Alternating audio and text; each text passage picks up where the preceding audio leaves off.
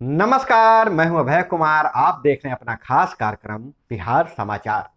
बिहार समाचार में खबरें बिहार की, बातें बिहार की, देश दुनिया की तमाम खबरें जो आपको जानना जरूरी है। तो बिहार समाचार में हम खबर लेते हैं सत्ता के गलियारों से, पंचायत के गलियों से और गांवों के चौपालों से, जो कहीं न कहीं आपके जीवन को प्रभावित करता है। तो बिहार समाचार में हम पहली खबर ले रहे हैं गोपालगंज उपचुनाव और मोकामा उपचुनाव को लेकर। महागठबंधन और भाजपा में बराबरी का टक्कर, दोनों ने एक एक सीटें बांट ली है। बहुत नजर टिकी हुई थी चुनाव पर कि कौन भारी पड़ता है, लेकिन मामला एक एक से बराबर नजर आ रहा है। उपचुनाव में महागठबंधन और बीजेपी को एक एक सीट, मोकामा में अनंत सिंह की पत्नी 16,707 वोटों से जीती, तो वहीं गोपालगंज में बीजेपी की कुसुम देवी विजयी रही। तो कहा जा सकता है कि मोकामा में अनंत सिंह का जलवा बरकरार है। लगातार 17 बार जीते। अब उनकी पत्नी भी जीती है। उपचुनाव में महागठबंधन और बीजेपी की लड़ाई बराबर पर रही। मोकामा में आरजेडी के प्रत्याशी और गोपालगंज में बीजेपी के प्रत्याशी की जीत हुई है। मोकामा में बाहुबली अनंत सिंह की पत्नी नीलम देवी ने बीजेपी की सोनम देवी को 16,707 वोटों से हराया है। यहां आरजेडी को 7,96,046 मत मिले, तो भाजपा को 6,02,939 मत मिले हैं। तो इधर अगर बात करें तो पिछली बार के चुनाव में से मार्जिन बहुत कम हुई है। गोपालगंज में बीजेपी की कुसुम देवी ने आरजेडी के मोहन गुप्ता को आखिरी राउंड में 2,183 मतों से हरा दिया है। आखिरी राउंड तक यहां पर कांटे की टक्कर रही। गोपालगंज में बीजेपी की कुसुम देवी शुरू से ही बढ़त बना ली थी। 22वें राउंड में आरजेडी के मोहन गुप्ता आगे निकल गए।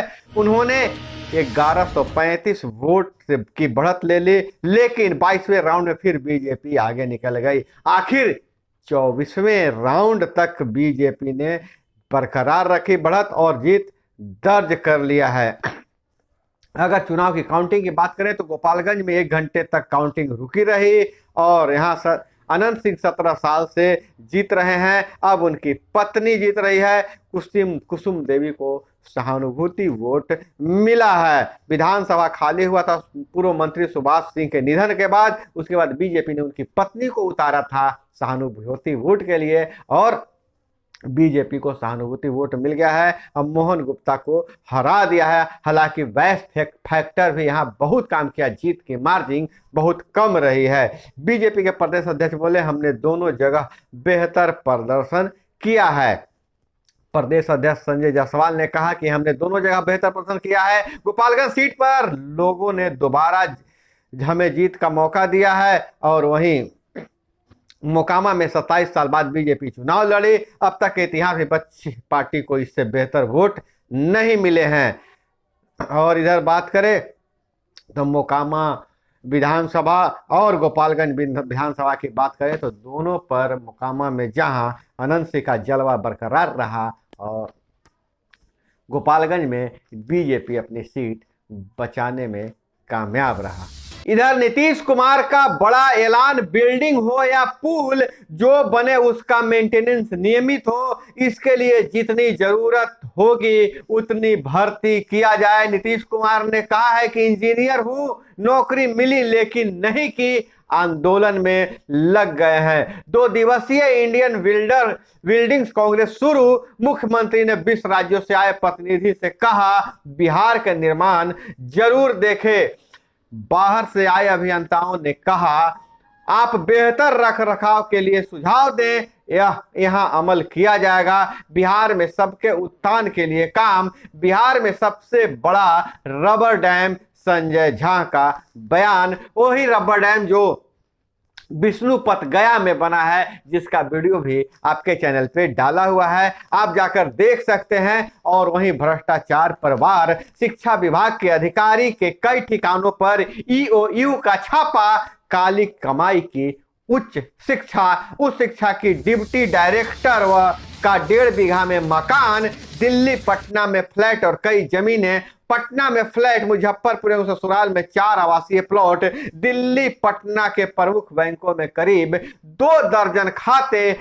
विभा कुमारी के लॉकर को अगले सप्ताह खोलेगी ईयू। बिहार के उच्च शिक्षा विभाग के उप निदेशक विभा कुमारी काली कमाई की मास्टर निकली है। आय से अधिक संपत्ति, इतने पैसे हैं कि जिन्हें गिना नहीं जा सकता है, अर्जित करने के मामला सामने आया। अगर हम बात करें कि कितने पैसे, तो 18 करोड़ 82 लाख और 3,900 रुपये की संपत्ति अर्जित किया है। 18 करोड़ 82 लाख से ज्यादा की संपत्ति अर्जित किया है। लगभग 19 करोड़ रुपए की संपत्ति जो अब तक पता चला है। और वहीं अगर गोपालगंज और मोकामा उपचुनाव के फैसला होने के बाद कुढ़नी विधानसभा सीट पर 5 दिसंबर को वोटिंग का ऐलान हो गया है। 8 को काउंटिंग होगी। चुनाव आयोग ने किया तारीखों का ऐलान।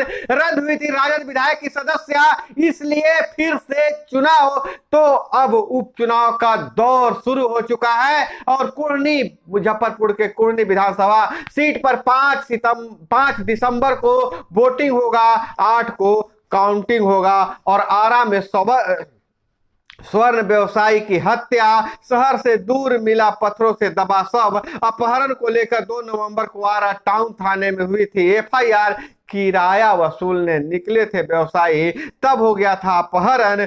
बुधवार को स्वर्ण व्यवसायी और वकील डॉक्टर हरिजी गुप्ता की सकुशल बरामदगी नहीं हो सकी। तो बिहार के कानून व्यवस्था पर सवाल पैदा हो गए हैं। क्या अपहरण उद्योग फिर से हावी हो रहा है? कथित जंगल राज लौट रहा है? क्योंकि आए दिन अब व्यवसायियों की अपहरण हो रही है। सरकार को कानून व्यवस्था पर ध्यान देने की जरूरत है। और इधर प्रकाश पर्व का आयोजन हुआ है राजगीर में। राजगीर पहुंचे सीएम, कहा हमें क्रेडिट भले नहीं दे, इस गरीब राज्य में पहली बार हो रहे कामों को प्रचारित जरूर किया जाए। मत्था टेक कर मांगी सूबे की सुख समृद्धि की दुआएं। मुख्यमंत्री बोले इस महीने मिलने लगेगा गंगा जल, चरण स्पर्श कर जताया आभार। और इधर आंदोलन में पहुंची महिला अभ्यर्थी, शिक्षक अभ्यर्थियों ने अपनी मांगों के लिए सिर मुंडवाया। बिहार के प्रारंभिक शिक्षकों में 7वें चरण प्राथमिक शिक्षक विज्ञप्ति जारी करने को लेकर चल रहे आंदोलन में शनिवार को अभ्यर्थियों ने आंदोलन का अनूठा रास्ता अपनाया है। आक्रोशित अभ्यर्थियों ने जमकर बवाल काटा, प्रदर्शन कर 7वें चरण की प्राथमिक शिक्षा की विज्ञप्ति की मांग की है। प्राथमिक शिक्षक बहाली के योग्य अभ्यर्थियों ने विरोध स्वरूप अपना मुंडन करवा लिया है। और वही महंगाई पर आरबीआई के कदमों से सरकार में नाराजगी, समय पर फैसले तो महंगाई पर नियंत्रण संभव था। और पटना विश्वविद्यालय के छात्र संघ चुनाव के लिए 619 फॉर्म बिके, नॉमिनेशन कल से शुरू हो जाएगा। वही सोनपुर मेला शुरू हो गया है। पटना से 251 से लेकर 560 रुपए तक का टूर पैकेज, ठहरने के लिए स्विस कॉटेज, आर ब्लॉक से दोपहर 12 बजे खुलेगी गाड़ी, मेला घुमाकर शाम 7 बजे लौटेगी। 1000 से अधिक घोड़े पहुंचे हैं मेले में। चकारम का 10 लाख का कीमती वाला चर्चा में। और हर स्टॉल पर वहां स्टॉल लगाए गए हैं और सभी स्टॉलों पर सुविधा है कि व्यवस्था किया गया है, सुविधा दिया जा रहा है। अब पटना की हवा जहरीली, AQI लेवल 304 पर पहुंचा और संपत चक में नया अवर निबंधन कार्यालय शुरू। अब पुनपुन में मवेशी खरीदने जा रहे व्यवसायी से 2,85,000 रुपये की लूट और आलू के बोरे और कपड़े के गट्टर में ले जाते हैं नकली नोट पगडंडी, खेत बना तस्करी का मांग। नकली नोटों का सिंडिकेट का खुलासा हुआ है। एक अखबार ने के रिपोर्टर ने अपराधी तक पहुंचा है और उसका स्टिंग किया है। रिपोर्टर ने अपराधी बन 5 लाख के जाली नोट मांगे तो तस्कर ने 500 की 11 गड्डियां पटक दी। बोला 500 करोड़ भी मिलेंगे। भारत नेपाल सीमा पर नकली नोटों का सिंडिकेट का सबसे बड़ा खुलासा हुआ है और इसके इरादे हैं पाक और दुबई के रास्ते आए नोट भारत में खपाना है। तस्कर और रिपोर्टर के बीच जाली नोटों की सौदेबाजी की पूरी बातचीत रिकॉर्ड कर लिया गया है। तस्करों ने 80 करोड़ के नोटों का वीडियो दिखाया है। बोला कि मेरे पास बहुत सारे नोट हैं, नकली नोट, और बिहार में नेपाल के रास्ते नकली नोट खपाए जा रहे हैं। और वहीं अगर बात करें पंचायती राज विभाग से, तो पंचायती राज विभाग में ग्राम पंचायतों में कार्य करने के लिए बहुत सारे विकल्प खुले छोड़ दिए हैं। 15वीं और 6वीं वित्त आयोग से अब गांवों में ओपन जिम और पार्क का निर्माण कराया जा सकता है। विभिन्न गांवों के ग्राम पंचायत में योजनाएं ली गई है और इस मद से ओपन पार्क और ओपन जिम का काम कराया जा सकता है और कई पंचायतों में यह काम कराया जा रहा है। और वहीं विदेशों की खबर की बात करें तो किम जून और जो किम ओम जुन है उत्तर कोरिया के राष्ट्रपति, उनका मंसूबा है कि हम किसी पर